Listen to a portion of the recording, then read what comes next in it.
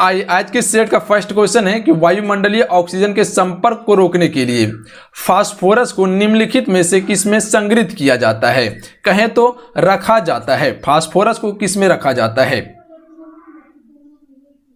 देखिए, अगर सफलता पाना चाहते हैं तो कोर्स में शामिल होइए।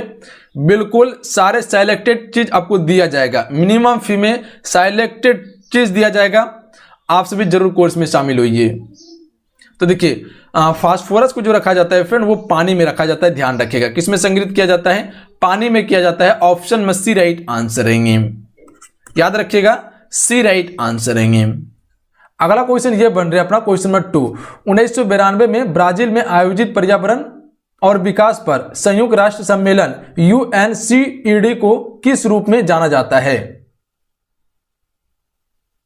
राइट आंसर ऑप्शन में से जाएंगे पृथ्वी शिखर सम्मेलन के रूप में जाना जाता है। याद रखिएगा आप सभी, किस रूप में जाना जाता है? पृथ्वी शिखर सम्मेलन के रूप में जाना जाता है। ऑप्शन में सी करेक्ट आंसर रहेंगे फ्रेंड। अगला क्वेश्चन कर लेते हैं क्वेश्चन नंबर 3। क्वेश्चन नंबर 3 ये बन रहा है कि भारत रत्न पुरस्कार के पहले प्राप्तकर्ता और स्वतंत्र पार्टी 1959 के संस्थापक कौन थे? स्वतंत्र पार्टी 1959 में इसकी स्थापना हुई थी और इसके संस्थापक जो थे वो कौन थे?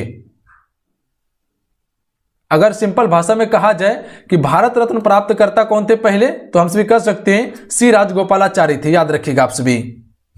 देखिए, भारत रत्न की शुरुआत जो हुई थी फ्रेंड, वो 1954 से की गई थी और सबसे पहले किसे दिया गया था? तो सी राजगोपालाचारी को ही दिया गया था। ध्यान रखिएगा आप सभी। और स्वतंत्र पार्टी की स्थापना कब हुई थी? तो इसकी स्थापना 1959 में की गई थी। तो ये डेट को याद रखिएगा, 1959। अगला क्वेश्चन कर लेते हैं क्वेश्चन 4। अर्थशास्त्र के संदर्भ में SLR का पूर्ण रूप क्या है? राइट आंसर ऑप्शन में जाएंगे संवैधानिक तरलता अनुपात है। स्टैट्यूटरी लिक्विडिटी रेशियो कहा जाता है जिसे। अगला क्वेश्चन है सांची स्तूप किस शहर के पास स्थित है? चलिए बताएंगे इस क्वेश्चन का राइट आंसर क्या होगा। सांची स्तूप जो है वो किस शहर के पास स्थित है? राइट आंसर ऑप्शन में हो जाएंगे भोपाल के पास। याद रखिएगा, सांची स्तूप कहां पे? मध्य प्रदेश राज्य में है। और इसका निर्माण किसने करवाया था? तो अशोक के द्वारा किया गया था, जो कि मौर्य वंश का शासक था अशोक। और ये यूनेस्को के विश्व धरोहर में भी शामिल है। ध्यान रखिएगा आप सभी। अगला क्वेश्चन करते हैं, बंगाल का नवाब सिराजुद्दौला किस वर्ष प्लासी के युद्ध में पराजित हुआ था फ्रेंड? सिराजुद्दौला।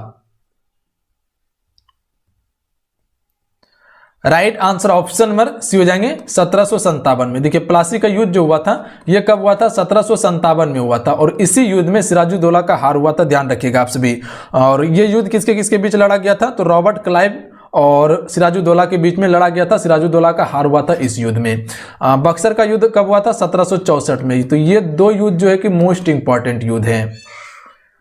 अगला क्वेश्चन कर लेते हैं। अगला क्वेश्चन ये बन रहा है कि अंतरराष्ट्रीय परमाणु ऊर्जा एजेंसी IAEA की स्थापना कब हुई थी? राइट आंसर ऑप्शन में से जाएंगे 1957 में किया गया था। ध्यान रखिएगा आप सभी। अगला क्वेश्चन है सहायक गठबंधन 1798 में किसके द्वारा तैयार की गई एक अहस्तक्षेप नीति थी? राइट आंसर ऑप्शन में भी जाएंगे लॉर्ड वेलेस्ली द्वारा किया गया था। ध्यान रखिएगा आप सभी। ऑप्शन में भी राइट आंसर रहेंगे। अगला क्वेश्चन देख लीजिए। अगला क्वेश्चन ये बन रहा है कि निम्नलिखित में से किसे भारतीय सिनेमा के जनक के रूप में भी जाना जाता है फ्रेंड? तो देखिए, भारतीय सिनेमा का जनक जो कहा जाता है वो किसे कहा जाता है? दादा साहेब फाल्के को कहा जाता है। ध्यान रखिएगा आप सभी। अगला क्वेश्चन देख लीजिए। अगला क्वेश्चन ये बन रहा है कि सहसंयोजक बंधन दो परमाणुओं के बीच इलेक्ट्रॉनों के सभाजन से बनता है ताकि दोनों पूरी तरह से भरे हुए डैश कोश को प्राप्त कर सके। तो ये बाह्यतम कोश को प्राप्त कर सके, यानी ऑप्शन में ए इसका राइट आंसर रहेंगे फ्रेंड। याद रखिएगा, इंपॉर्टेंट क्वेश्चन रहेंगे। अगला क्वेश्चन है सिंधु घाटी लिपि की सूचना स्रोत जांच होती है? तो राइट आंसर ऑप्शन में भी हो जाएंगे मुहर्रम से होती है। ध्यान रखिएगा आप सभी, बी राइट आंसर रहेंगे। देखिए, सिंधु सभ्यता जो है फ्रेंड ये सबसे पुरानी सभ्यता है। ध्यान रखिएगा आप सभी। इसे हम सभी हड़प्पा सभ्यता भी कहते हैं। अगला क्वेश्चन ये बन रहा है कि वित्तीय उत्तरदायित्व और बजट प्रबंधन अधिनियम किस वर्ष में पेश किया गया था? FRBMA किस वर्ष में पेश किया गया था? राइट आंसर ऑप्शन में ये हो जाएंगे 2003 में इसे पेश किया गया था फ्रेंड। अगला क्वेश्चन देख लीजिए। अगला क्वेश्चन ये बन रहा है कि शेष विश्व के साथ किसी देश के लेन देन को सारांशित करने वाले खातों का एक समूह डैश के रूप में जाना जाता है। तो देखिए इसे किस रूप में हम सभी जानते हैं? तो भुगतान शेष के रूप में जानते हैं। याद रखिएगा आप सभी। क्वेश्चन को समझिए, क्वेश्चन क्या कहना चाह रहा है कि शेष विश्व के साथ किसी देश के लेन देन को सारांशित करने वाले खातों का एक समूह को भुगतान शेष के रूप में भी जाना जाता है। अगला क्वेश्चन देखिए फ्रेंड। अगला क्वेश्चन ये बन रहा है कि भारत के संविधान के निम्नलिखित में से किस अनुच्छेद के तहत अंतर्राज्यीय विवादों में समन्वय के लिए एक अंतर्राज्यीय परिषद का गठन किया गया है?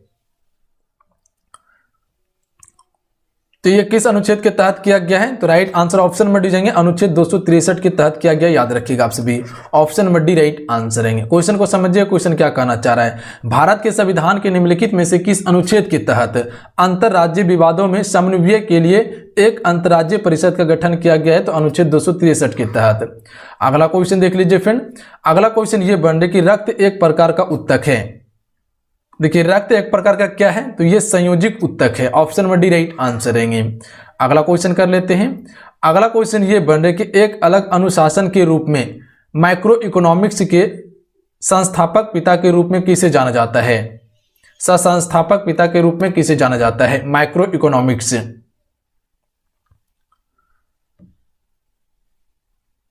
राइट आंसर ऑप्शन में ये हो जाएंगे जॉन मेनार्ड किन्स को जाना जाता है फ्रेंड। तो याद रखिएगा आप सभी, माइक्रो इकोनॉमिक्स के साथ संस्थापक के पिता के रूप में किसे जाना जाता है? तो जॉन मेनार्ड किन्स को जाना जाता है। अगला क्वेश्चन देख लीजिए। अगला क्वेश्चन ये बन रहा है कि 1911 में किंग जॉर्ज पंचम और क्वीन मेरी का भारत में स्वागत करने के लिए गेटवे ऑफ इंडिया को पारंपरिक रूप से किस शैली में बनाया गया था? तो देखिए पारंपरिक रूप से गेटवे ऑफ इंडिया को जो बनाया गया था भारत के अरबी शैली के रूप में बनाया गया था। याद रखिएगा आप सभी, option number D right answer रहेंगे। अगला क्वेश्चन कर लेते हैं। जूनागढ़ गुजरात की गिरनार पहाड़ियां किस आमों के लिए प्रसिद्ध हैं?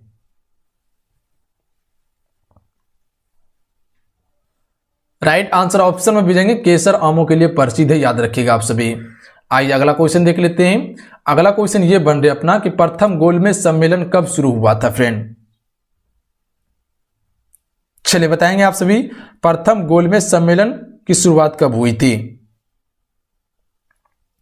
राइट आंसर ऑप्शन में डी जाएंगे नवंबर 1930 में किया गया था। ध्यान रखिएगा आप सभी। अगला क्वेश्चन देख लीजिए। अगला क्वेश्चन ये बन रहा है कि 2018 एशियाई खेलों में भारत के उद्घाटन समारोह में ध्वज वाहक कौन था? 2018 में एशियाई खेल हुआ था, उसके उद्घाटन में भारत का ध्वज वाहक कौन था? राइट आंसर ऑप्शन में हो जाएंगे नीरज चोपड़ा था। ध्यान रखिएगा आप सभी। अगला क्वेश्चन देख लेते हैं। अगला क्वेश्चन ये बन रहा है कि लखनऊ कढ़ाई की किस पारंपरिक कला के लिए प्रसिद्ध है? लखनऊ कढ़ाई की किस पारंपरिक कला के लिए प्रसिद्ध है friend? Right answer option number D जाएंगे चिकन कढ़ाई के लिए प्रसिद्ध है। ऑप्शन में डी करेक्ट आंसर रहेंगे। अगला क्वेश्चन देख लीजिए। 2020 Australian open tournament tennis tournament में महिला एकल का खिताब किसने जीता है? 2020 में ऑस्ट्रेलियन ओपन टेनिस टूर्नामेंट में महिला एकल का खिताब किसने जीता है फ्रेंड? राइट आंसर ऑप्शन में से जाएंगे सोफिया केनिन के द्वारा यह खिताब जीता गया है। देखिए अगला क्वेश्चन क्या है। अगला क्वेश्चन ये है कि भारत में परमाणु ऊर्जा गतिविधियों की निगरानी के लिए परमाणु ऊर्जा आयोग की स्थापना कब की गई थी?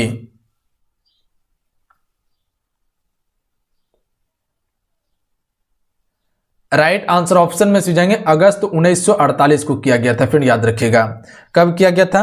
अगस्त 1948 को किया गया था। ध्यान रखिएगा आप सभी। क्वेश्चन क्लियर है? आइए अगला क्वेश्चन देख लेते हैं। अगला क्वेश्चन ये बन रहा है कि किस वर्ष में राष्ट्रीयकरण के बाद इंपीरियल बैंक ऑफ इंडिया का नाम बदल करके भारतीय स्टेट बैंक कर दिया गया था? देखिए पहले इंपीरियल बैंक ऑफ इंडिया जो था ये 3 बैंकों का सम्मुख था। कौन कौन था? Bank of Bengal, bank of Bombay, bank of Madras. ये तीनों को विलय करके स्टेट बैंक ऑफ इंडिया रखा गया था। कब? 1955 में। Right answer option number A हो जाएंगे। इंपीरियल बैंक ऑफ इंडिया की स्थापना कब हुई थी? तो इसकी स्थापना 1921 में किया गया था। तो ये चीज पे गौर कीजिएगा आप सभी। एक क्वेश्चन यहां से ये पूछा जाता है कि इंपीरियल बैंक ऑफ इंडिया का नाम बदल करके स्टेट बैंक ऑफ इंडिया जो किया गया था ये किस समिति की सिफारिश पर किया गया था? तो ध्यान रखिएगा आप सभी, गोरेवाला समिति की सिफारिश पर किया गया था। अगला क्वेश्चन देख लेते हैं। अगला क्वेश्चन ये बन रहा है कि भारत में निम्नलिखित में से कौन सी पहाड़ियों को ब्लू माउंटेन के रूप में जाना जाता है? तो देखिए नीलगिरी पहाड़ी को हम सभी ब्लू माउंटेन के रूप में भी जानते हैं। अगला क्वेश्चन देख लीजिए। अगला क्वेश्चन ये बन रहा है कि आंख की फोकस दूरी को समायोजित करके निकट और दूर दोनों वस्तुओं पर ध्यान केंद्रित करने की क्षमता को आंख का डैश कहा जाता है। तो इसे आवास कहा जाता है। आंख का आवास कहा जाता है इसे। अगला क्वेश्चन देख लीजिए। अगला क्वेश्चन ये बन रहा है कि लालटेन की बत्ती में मिट्टी का तेल ऊपर उठने के कारण होते हैं। तो ये किस कारण से होता है? कोशिक तत्व क्रिया के कारण से होता है, ध्यान रखिएगा।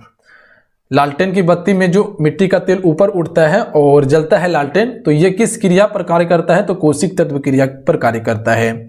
Option number C right answer है फ्रेंड। अगला क्वेश्चन देखिए। छत्तीसगढ़, उत्तराखंड और झारखंड किस वर्ष में बन गए थे? या कह सकते हैं किस वर्ष में ये अलग हुआ था?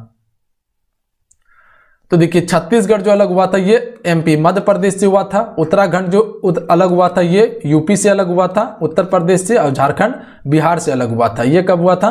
2000 ईस्वी में हुआ था, ध्यान रखिएगा आप सभी तीनों। अगला क्वेश्चन देख लीजिए।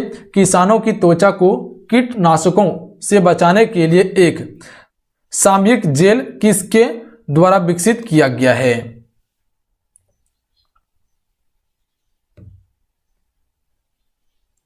तो यह जो विकसित किया गया है फ्रेंड, तना कोशिका विज्ञान और पुनर्योजित चिकित्सा संस्थान के द्वारा विकसित किया गया है। ऑप्शन में ए राइट आंसर रहेंगे। अगला क्वेश्चन देख लीजिए। भारतीय संविधान का कौन सा अनुच्छेद धर्म, जाति, लिंग और जन्म स्थान के आधार पर भेदभाव पर रोक लगाता है? चलिए बताएंगे इनमें से कौन सा अनुच्छेद जो है फ्रेंड धर्म, जाति, लिंग और जन्म स्थान के आधार पर भेदभाव पर रोक लगाता है? अनुच्छेद 15। अनुच्छेद 15 जो है फ्रेंड ये सभी पर भेदभाव पर रोक लगाता है। अगला क्वेश्चन कर लेते हैं। अगला क्वेश्चन ये बन रहे आधुनिक ओलंपिक स्वर्ण पदकों का प्रमुख घटक डैश है? चांदी। ऑप्शन में सी राइट आंसर रहेंगे। आधुनिक ओलंपिक स्वर्ण पदकों का प्रमुख घटक जो है वो चांदी है। अगला क्वेश्चन देख लीजिए। हर्ष रचित्र कन्नौज के शासक हर्षवर्धन की जीवनी है जो उनके दरबारी कवि डैश के द्वारा संस्कृत में रचित है। अगर आम भाषा में कहा जाए कि हर्ष रचित्र जो है इसके रचयिता कौन थे?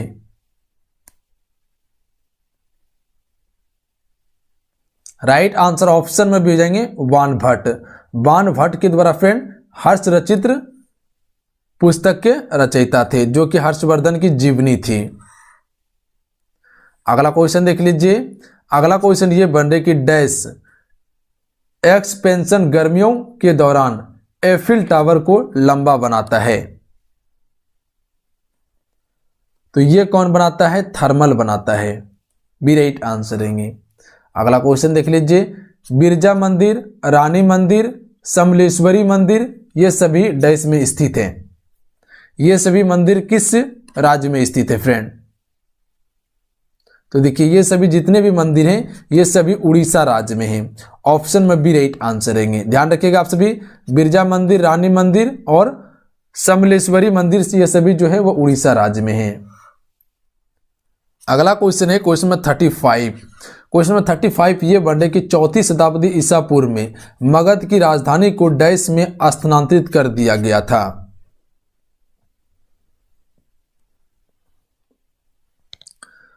Right answer option number D हो जाएंगे, पाटलिपुत्र में स्थानांतरित किया गया था फ्रेंड। अगला क्वेश्चन कर लेते हैं। अगला क्वेश्चन ये बन रहा है कि डैश का गोल गुंबद मोहम्मद आदिल शाह का मकबरा है जो स्थित है। तो देखिए बीजापुर का गोल गुंबद जो है जो कर्नाटक में स्थित है, ये क्या है, आदिल शाह का मकबरा है, मोहम्मद आदिल शाह का। कहां पे है, बीजापुर में है जो कि कर्नाटक में पड़ते हैं। अगला क्वेश्चन कर लेते हैं, किस गुप्त शासक को विक्रमादित्य की उपाधि दी गई थी। तो राइट आंसर ऑप्शन में जाएंगे चंद्रगुप्त द्वितीय को दी गई थी, ध्यान रखिएगा आप सभी। अगला क्वेश्चन कर लेते हैं, उत्पादन के साधनों का निजी स्वामित्व एक डैश अर्थव्यवस्था की विशेषता है फ्रेंड। तो यह किसकी विशेषता है, पूंजीवादी की विशेषता है। Option number D right answer है, ध्यान रखिएगा किसकी विशेषता है, पूंजीवादी की विशेषता है। इंपॉर्टेंट क्वेश्चन रहेंगे। अगला क्वेश्चन कर लेते हैं, अंतर्मुख हाइड्रोजन बंध कब बनता है। यह तब बनता है जब हाइड्रोजन परमाणु दो अधिक विद्युत ऋणात्मक परमाणुओं के बीच होता है, तब अंतर्मुख हाइड्रोजन बंध बनता है फ्रेंड। अगला क्वेश्चन कर लेते हैं, भारत में व्हाट्सएप एक विकल्प के रूप में शुरू किया गया इंस्टेंट मैसेजिंग ऐप का नाम निम्नलिखित में से क्या है। तो इसे संदेश कहा जाता था, ध्यान रखिएगा। इसका नाम क्या था, संदेश नाम था।